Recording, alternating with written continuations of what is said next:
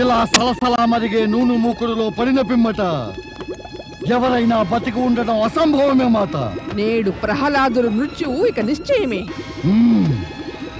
ఇంకా వారితో పాటుగా దైత్య శత్రువు విష్ణువుపై భక్తి కూడా అంతమైపోతుంది మాత. వద్దు స్వామి, వద్దు. ఇటువంటి పాపం ఏ తండ్రి చేయరాదు. అయ్యో, ప్రహ్లాదుడు ఆనందం కలిగి చేదుకు పుట్టాడు. అలాంటి వాడిని మరుగుతున్న నూనెలో పడవేస్తారా? మీకు చేతులు ఎలా వస్తాయి? అమాయకుడైన మన పిల్లవాడిని ఇంత కఠినంగా శిక్షించకండి స్వామి.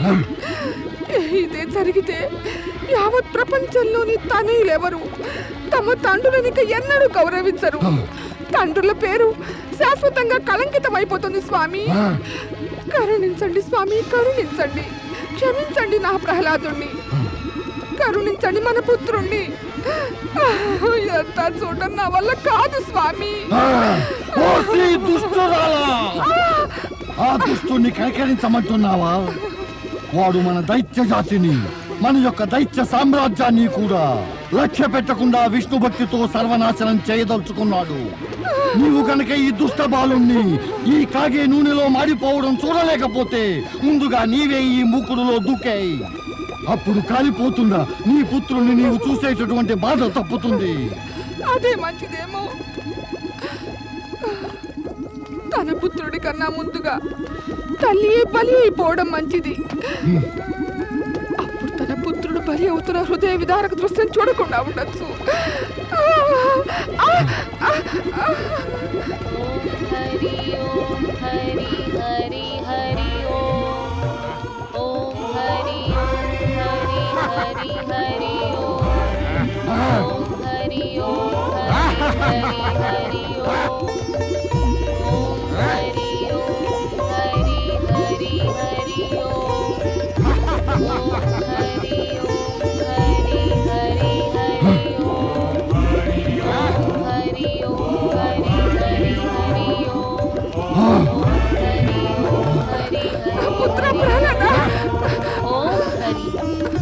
ప్రభు నారాయణ, ఓ జగదీశ, నేను తమకు శతకోటి ప్రణామాలు చేస్తున్నాను.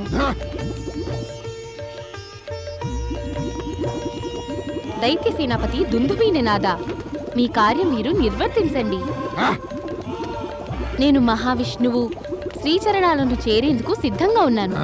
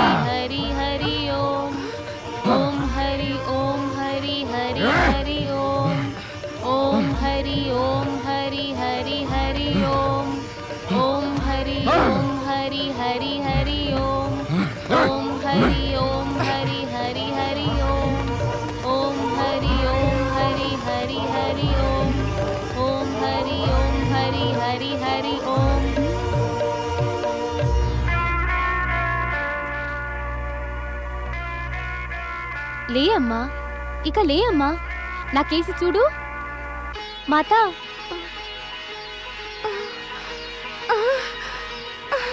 ప్రహ్లాద, పుత్ర ప్రహ్లాద,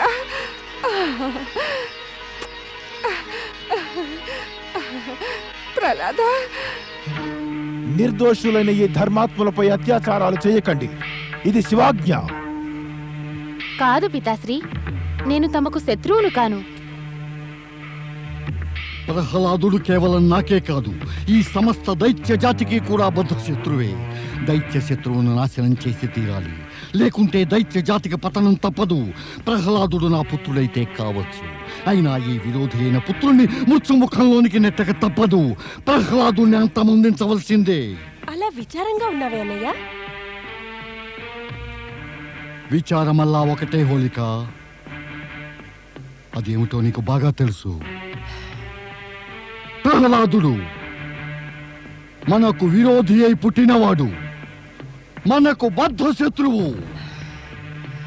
ప్రహ్లాదుడు అతన్ని మేము అనేక మార్లు మృత్యు ముఖంలోకి నెట్టేశాం, కానీ అతడు ప్రతిసారి కూడా బతికి బయటపడ్డాడు. ఈ మారు తప్పించుకోలేడన్నయ్యా. ఏమిటి? అవునన్నయ్యా, నీకోసం నేను నీ విచారాన్ని పోగొట్టగలిగే ఉపాయం కనిపెట్టాను. ఏం ఉపాయాన్ని కనిపెట్టావు నువ్వు? నీకు తెలీదన్నయ్యా, నేను అగ్నిదేవుణ్ణి తపస్సు చేసి అగ్నిలో కాలకుండా ఉండే సిద్ధిని పొందాను. ఈ విషయం కేవలం అమ్మకు మాత్రమే తెలుసు. నీకిది సిద్ధించటం వల్ల ప్రహ్లాదుణ్ణి ఎలా సంహరించాలనేటటువంటి మన సమస్య ఎలా తీరగలదు హోలిక? ప్రహ్లాదుణ్ణి నేను ఒడిలో పెట్టుకుంటాను. అతడి పట్ల ఎంతో ఆపేక్షగా ప్రవర్తిస్తాను. అదే సమయాన నీవు సైనికులను నిప్పుపెట్టమని ఆజ్ఞాపిస్తూ సంకేతమివ్వు. అగ్ని ప్రజ్వరిల్లుతుంది. అప్పుడు ప్రహ్లాదుడు అగ్నిలో కాలిపోయి భస్మమైపోతాడు. నేనేమో నాకు సిద్ధించిన శక్తి వల్ల ప్రాణాలతో అగ్ని నుంచి బయటికి వస్తాను.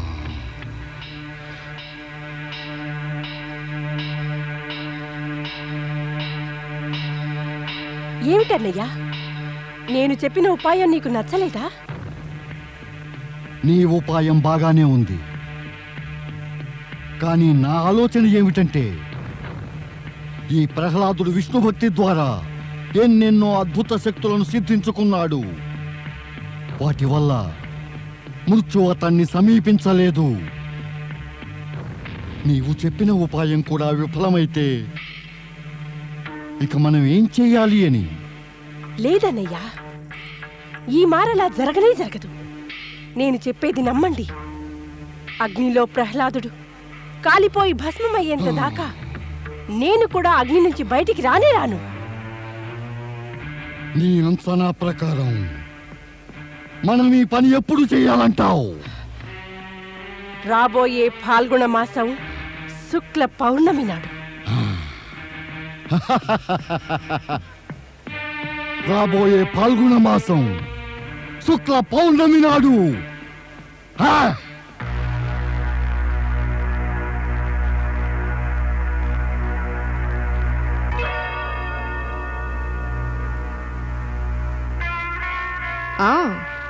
హోళిక అగ్ని స్నానానికి ఈ చీచి సరిపోతుంది.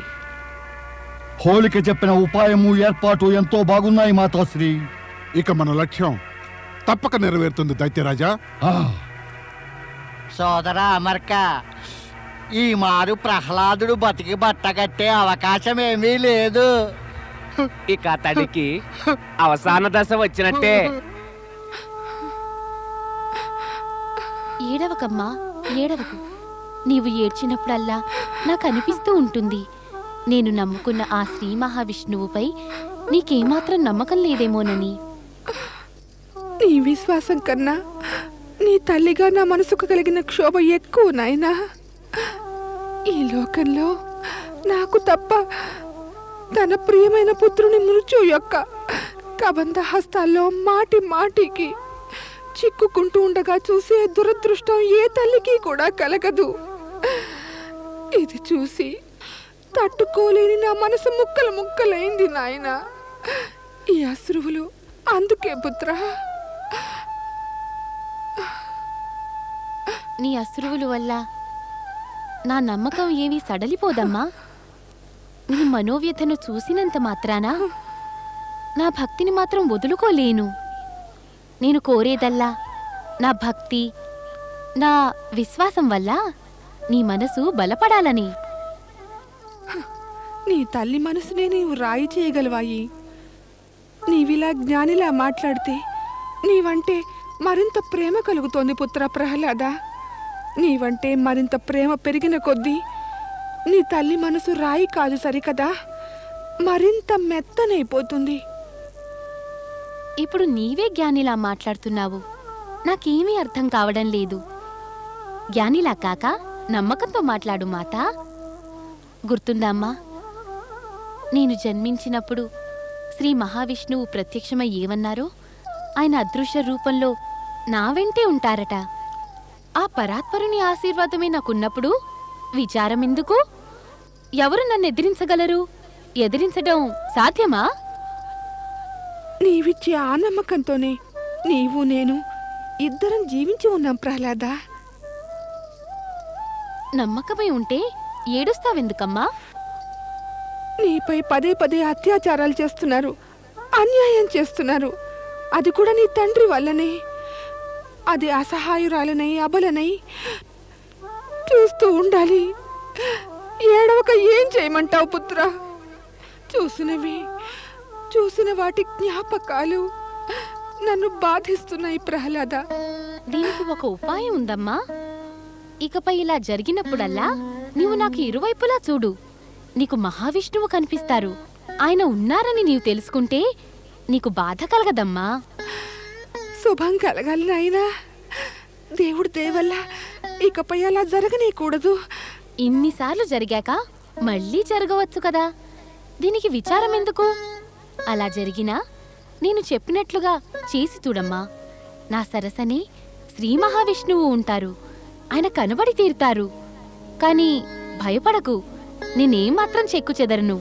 లేదు ప్రహ్లాద, నీకున్న విశ్వాసం నాకు లేదు కదా నాయనా. నీవు చూసుకో మహావిష్ణువును. నేను మాత్రం నిన్నే చూస్తూ ఉంటాను. నాలోని ప్రతి అణువు నిన్నే చూస్తూ ఉంటుంది.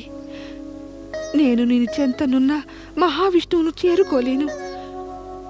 నిన్ను వదిలిపెట్టి నా దృష్టి అంత దూరం వెళ్ళజాలదు ప్రహ్లాద. అమ్మా, ఎందుకేడుస్తున్నావమ్మా? ఎందుకంటే నీ తండ్రి గారితో పాటుగా సమస్త అసుర జాతి నీకు శత్రువులైపోయారు. నీలాంటి పసి పిల్లవాడు ఎంతకాలం వారిని ఎదిరించగలడు? మళ్ళీ అదే మాట. అయ్యో అమ్మా, నేను పసివాణ్ణి కావచ్చు, మహావిష్ణువు ఏవి పసివాడు కాదు కదా.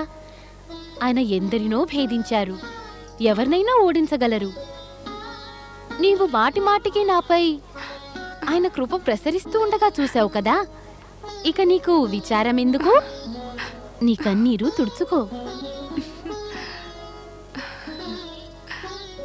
మహావిష్ణువు ఇప్పటిదాకా ప్రతి ఆపద నుంచి కాపాడారు, ఇకపైన కాపాడతారు.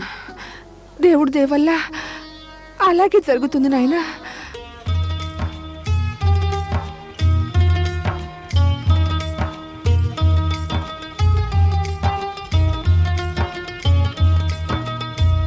నీ సంతానము మము కరుణించి కాపాడెదవో దేవా.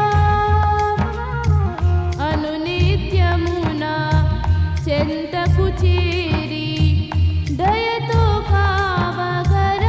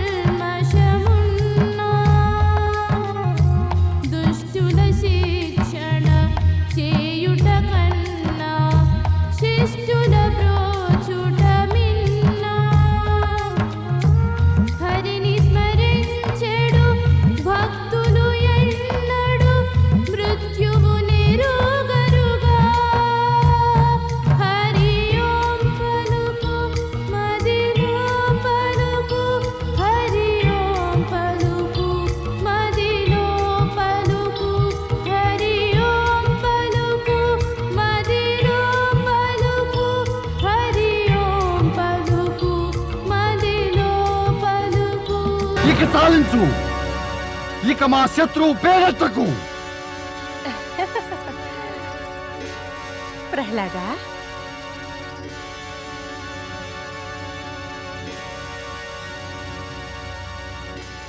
ప్రహ్లాద, నేను నీ తండ్రికి సోదరినే అయినా నీపై జరిగిన అత్యాచారాలకు ఎంతో విచారిస్తున్నాను. ప్రహ్లాద, నేను నిశ్చయించుకున్నాను. నిన్ను కనుక వీళ్ళంతా మంటల్లోకి నెడితే నేను కూడా నీతో పాటు కాలిపోయి చచ్చిపోతాను. అన్నయ్య, ఇక మీదట ఈ లేత పసివాడిపై అత్యాచారాలు ఆపివేయండి, లేకుంటే నేను కూడా చనిపోతాను. వద్దు హోళిక, వద్దు. ఈ దుష్ట బాలకుడు దయకు ప్రేమకు అర్హుడు కాడు. వీడిని కాలిపోని. వద్దు వద్దు, నేను ఇతడికి అత్తను. తండ్రికి దయ లేకున్నా నేను మాత్రం అంత నిర్దయగా ప్రవర్తించలేను. మీరంతా ఇతన్ని భస్మం చేయాలని నిశ్చయించుకుంటే నేను కూడా ఇతడితో పాటు భస్మమైపోతాను. వీడి తల్లి కయాదు ఎక్కడుంది? తన గదిలో ఉంది. ఆమెకి సంగతి ఏమీ తెలీదు. ప్రహ్లాద, నాయనా రా, నాయనా రా.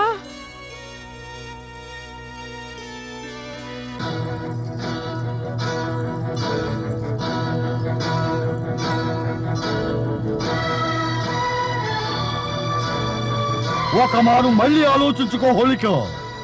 ఇంకా మించిపోలేదు.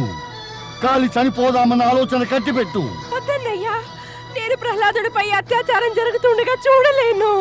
ప్రహ్లాద, ప్రహ్లాద, ప్రహ్లాద. సేనాపతి దుందుబిని నాథ, చితికి నిప్పండించు.